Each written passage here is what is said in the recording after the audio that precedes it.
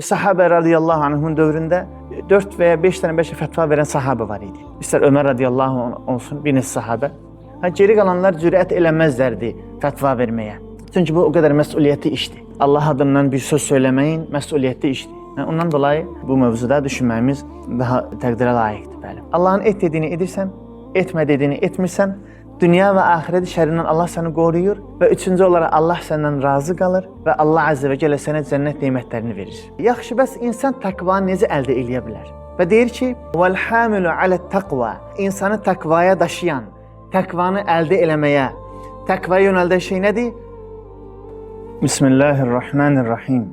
Elhamdülillahi Rabbil alemin və l-aqibətu lil-muttaqin və la udvane illa ala-zalimin. والصلاة والسلام على رسولنا محمد وعلى آله وصحبه أجمعين ومن تبعهم بإحسان إلى يوم الدين أما بعد السلام عليكم ورحمة الله وبركاته رب اشرح لي صدري ويسر لي أمري واحلل عقدة من لساني يفقهوا قولي. Bir mümin düşünür veya düşünmesi lazımdır ki üzerine görəsən Allah Azze ve Celle'nin üzerinde, kulun üzerinde olan hakları nedir? Ve ümumiyyətlə, şəriət dediyimiz zaman necə xülasə eləyə bilərik şəriət dediyimiz zaman? İf'al, la tef'al. Et, etmə. Falan şeylər halaldır, bunları et və falan şeyləri də etməmək məcburiyyətindəsən. Bəli, çünki biz quluq, Rəbbimizin bizə olan et dediklərini etmək, etmə dediklərini etməmək məcburiyyətindəyik və bu da bizim üçün bizim xeyrimizədir. Necə ki, bir xəstə bir həkimə gedir və həkim ona müəyyən resept, müəyyən pəhriz, müəyyən müalicə yazır. Vələv ki, o dərmanların dadı acı olsa da, vələv ki, o pəhrizdə ürəyi istədiyi şeyə dözmək onun üçün çətin olsa da, yenə nə edir? Ona səbirləyib o həkimin tövsiyələrini, söz imanlı, vicdanlı həkimin tövsiyələri yerinə yetirərsə, o zaman onun xeyrinədir. Amma yox, onun dediklərini yerinə yetirməsə, yenə öz bildiyini eləsə, o zaman onun ziyannadır, səhhətinin ziyannadır və daha tez həlak olmasına səbəbdir. Və həmçinin Allah Azze və Celle'nin bizim üçün et dediyində zərrəsindən kürəsinə qədər həm dünyamız, həm ahirətimiz üçün xeyir var. Və etmə dediyi şeylərdə də yenə bizim dünyamız və həm də ahirətimiz üçün bizim xeyrimizədir. Və İmam Əl-Hasm Muhasmin Riaya kitabı var, təzkiyə haqqındadır. Və İmam As-Sultanul Uləmə İzzuddin Abdülaziz ibn Abdüsselam Üs-Sülemi Diməşqi rahiməhullah o Riaya kitabının üzərine yazmış olduğu Maqasidur Riaya li Huquqillahi Azze ve Celle. Maqasidur Riaya dediğimiz o kitap həmin riayenin muxtasarıdır. Hansı ki onun içərisində kulun üzerine nə düşür, nə etmək lazımdır, nə etməmək lazımdır və mənəvi olan xəstəliklərdən necə qurtulması və bu üzərində yazılmış olan və kulun üzərində Allah'ın hansı haqları var, onun üzərindən danışılan və bir neçə mövzudan ibarət olan, yəni qısa bir kitabdır, muxtəsər. Və müəllif hansı ki ləqəb Sultanul Uləmə, yəni alimlərin sultanı, ona o şəkildə ləqəb verilib. İzzuddin Abdülaziz ibn Əs-Sülemi Əd-Diməşqi rahiməhullah Hicri 660-da dünyasını dəyişib. Məzhəbdə Şafiidir, müfəssir, mühəddis, usulcu. Bir də İslam alimlərində əmr bil ma'rufda və nəhiyyə anil münkərdə öndə çıxmış olan və həmçinin yenə onun məşhur kitablarından Qavaid Əhkamı fil Masalihil Ənam. Bu haqqında da həmçinin bir neçə belə kitabı var. Bəli. Bir də inşallah yəqin ki bu belə silsiləli bir neçə dərs olar. 10 min dərs, 15 min dərs nəsə belə. Həm bizim üçün, həm mənəviyyatımız üçün, həm ahirətimiz üçün, həm özümüz üçün, bizim üçün faydası geniş olacaq Allah'ın izni. Birdən müəyyən bir işə başlanıldığı zaman insan belədir ki 10 nəfərlə, 30 nəfər, 100 nəfərlə başlayırsa. Məsələn, biz Türkiyədə İFAM-da başlayanda təqribən birinci siniflər 160 idi, yoxsa 130 nəfər idi. Amma artıq ilin, yəni bitirdiyimiz zaman 5-ci ildə bir dənə sinif qaldı. 100-dən yuxarı olan adamdan nə qədər qaldı? 20 nəfər filan. Kim səbir eləyirsə, əzimət göstərirsə, o qazananlardan olur. Amma ayrılıb gedənlərə şeytan hərəsindən bir vəsvəsə verdi. Kimisinə deyirdi ki, burada yaxşı elm yoxdur. Kimisinə deyir ki, get imam ol. Kimisinə deyir ki, get başqa işlə məşğul ol. Yavaş-yavaş yolda ələnməyə başlandı. Amma əzimət sahibi öz nəfsinə və şeytana qalib gələnə gəldikdə isə o ən sonunda nə edir? O xeyri əldə eləyir. Və heç vaxt buna peşman olmursan. Və həmçinin biz də bugün həmin bu kitaba başlayırıq. Başda məsələn bir neçə nəfər elhamdülillah Amma sona yaxın aramızdan gəlməyənlər və yaxud araram gələnlər olur. Niyə görə belə olur bəs? Çünki nəfsimiz bizə qalib gəlir və ya şeytan bizə qalib gəlir. Halbuki o dərs olmasın ki, istər orada danışan xoca olsun, istər aramızdan qardaşlar olsun, müzakirə olsun, ondan bir fayda əldə eləməyəsən. Vələv ki, bir kitabı məsələn oxuyursan, 100 səhifəlik, 150 səhifəlik kitabdır.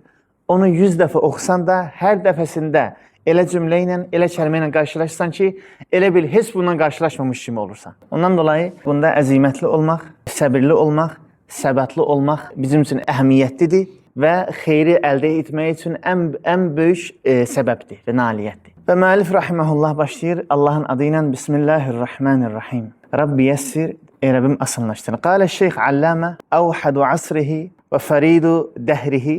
Əsrində tək olan, dəhrində, zamanında tək olan, lisan-ı şəriə, şəriətin dili olan, şəriətin dili. Bir alim də İslamdan bir hökm verdiyi zaman, bir fətva verdiyi zaman Allahın adından fətva verir. İsmini unuttum, alimlərdən biri artıq ölüm vaxtı gəlir və insanlar onun yanında üzülürlər, bəziləri ağlayır, hüznən sözsüz, yəni ölüm döşəyəndə olan yanında insanlar əlbəttə üzüntülü olur. O da deyir ki, məni rahat buraxın, hansı ki neçə illərdir ömrümü özü adından hökm verməyə adadığıma artıq qovuşuram. Ömrümü özü adından hökm verməyə adadığıma qovuşuram.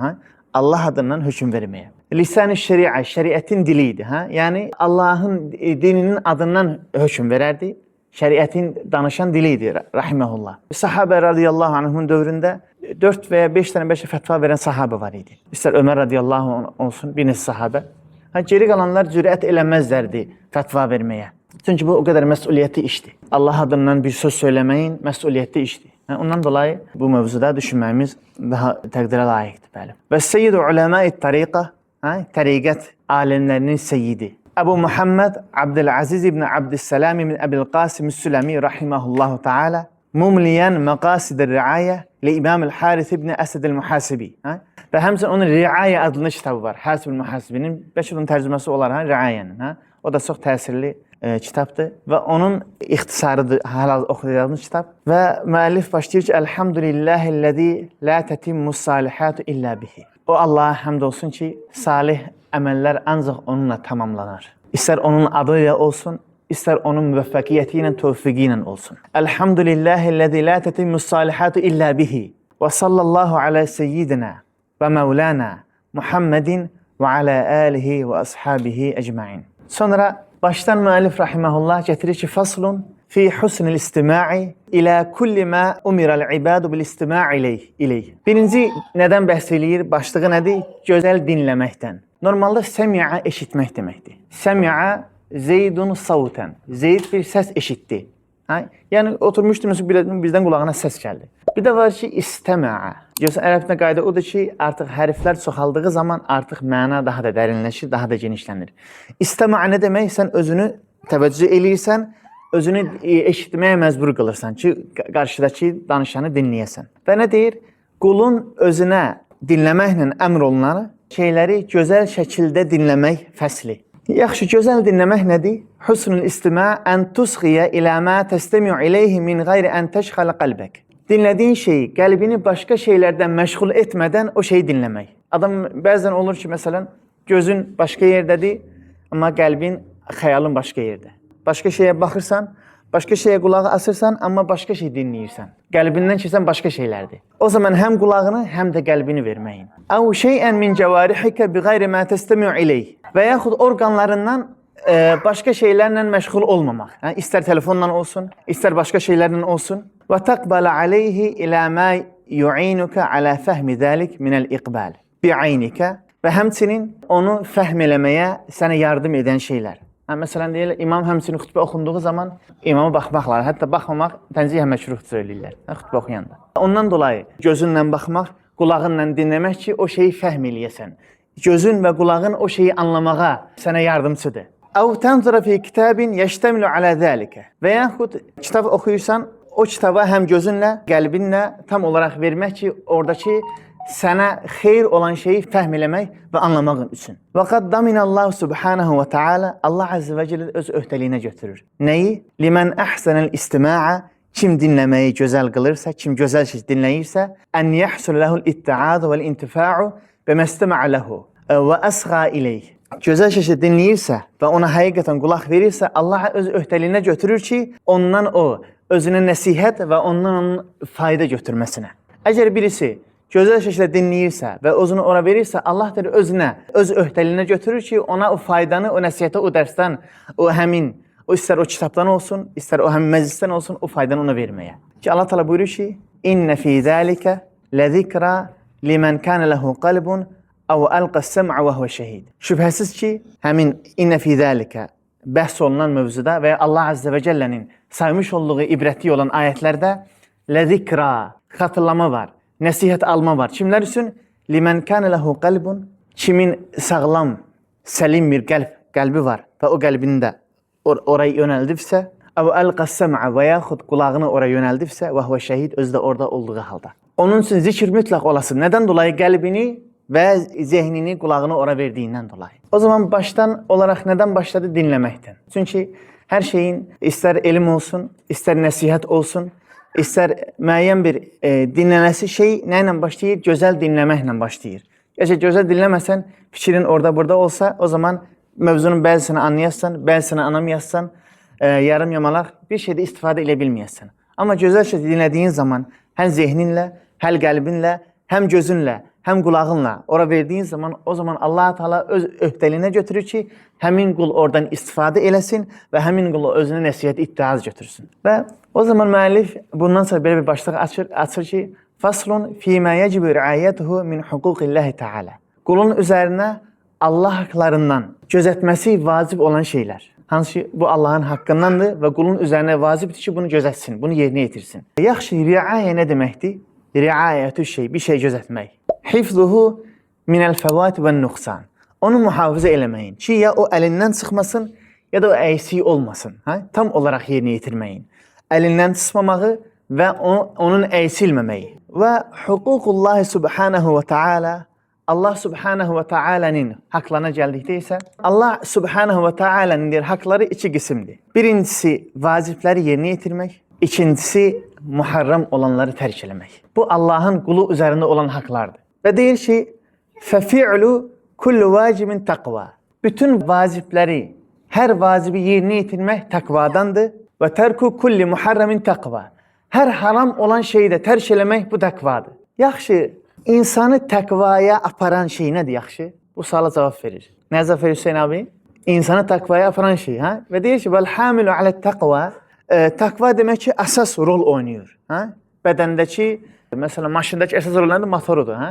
Əməllərdə də əsas olan nədir? Təqvadır. O zaman təqva səni üzərinə vacib olan şeyi yerinə yetirməyə vadar eləyir və təqva sənə qadağan olan şeyləri etməməyə vadar eləyir. Yaxşı, bəs insan təqvanı necə əldə eləyə bilər? Və deyir ki, vəl-hamilu alə-təqva. İnsanı təqvaya daşıyan, təqvanı əldə eləməyə, təqvaya yönəldən şey nədir? Əl-xavfu min əzəbillahi Teala. Allahın əzabından qorxmaq. Məsələn, bugün istər şoför olsun, istər piyada olsun, əsasda şoförlər, məsələn, qırmızıda keçmir. Bilir ki, qırmızı keçən kimi mütləq buna cərimə gələsidir. Ondan dolayı baxırıq ki, nə qədər bahalı maşınlar, taksisi, usu-busu hamısı qırmızıda dayanır. Niyə bilir ki, keçsə cərimə gələsidir. Yəni, kimsə də pulundan bezməyib ki, aparsın, harasa cərimə keçsin. Bu cərimədən dolayı oradan keçmir. Həmçinin də Allahın əmrini və qadağasını etməyə, əmrini etməyə və qadağasını etməməyə insanı vadar eləyən nədir? Təqvadır və təqvanı meydana gətirən şey nədir? Allahın əzabından qorxmaq. Əl-xavfu min əzəbillahi Teala. Allahın əzabından qorxmaq. Çünki artıq Allahın əzabı əgər adam haqq eləyirsə, o zaman ölüm anından başlayır.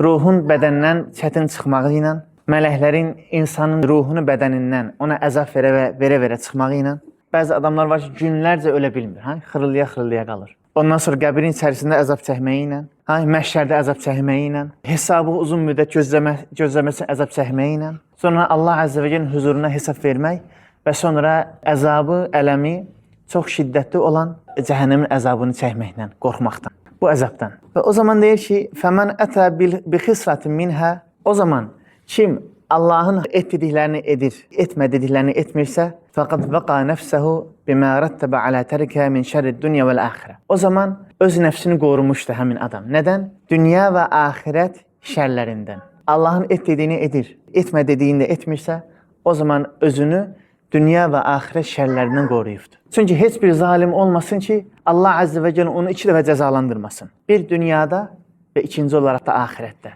Və haram işləyən, Allah'a şiş qoşan bu zalimlərin ta özləridir. Çünki öz nəfsinə zülm eləyir. Allah təala buyurur: "Və mən a'rada an zikri", kim mənim zikrimdən üz çevirərsə, "Fə innə lehu ma'işatan danka". Onun üçün çox sıx, onu çox sıxan dar bir həyat olar. Zahirən geniş görünsə də, amma o çox dar bir həyatda yaşayar.